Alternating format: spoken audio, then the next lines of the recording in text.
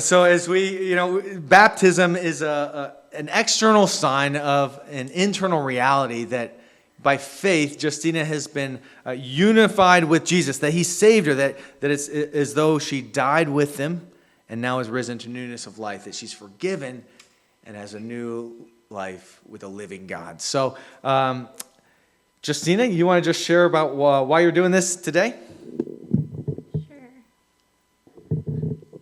Hi, everybody. I'm Justina. I'm here for a couple of revelations that God gave to me.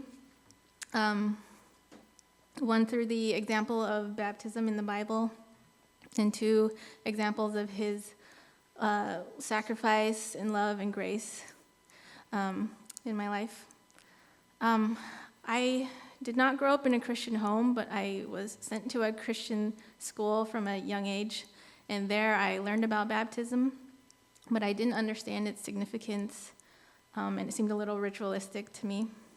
But many years later, I moved to Boston, and I was visiting churches, and in one of the churches, the pastor was doing announcements, and he said, if anyone is having doubts about baptism, just remember that Jesus himself was baptized. And so that convicted me and started making me think that this was a serious thing. And so after looking at all the examples of baptism in the Bible, it became clear to me that this was important to God and that doing it was an act of obedience. And then I thought, how can I can't ignore this, and how can I not respond in obedience to the God who sacrificed everything for me?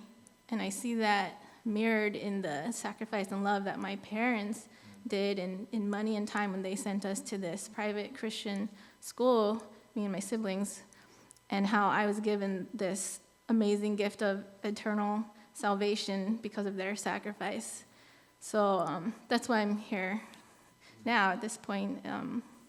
Just the realization of the importance of this to God through all the examples in the Bible, and seeing that to respond in active obedience is basically the only response I could give in light of his sacrifice and his love.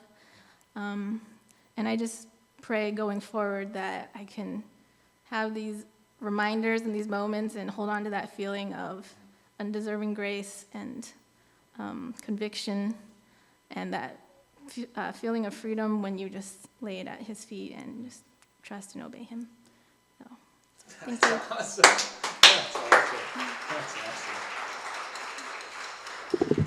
awesome. So, Justina, are you trusting alone in Jesus and his life and his death and his resurrection for your own life now and eternally? Yes. Awesome.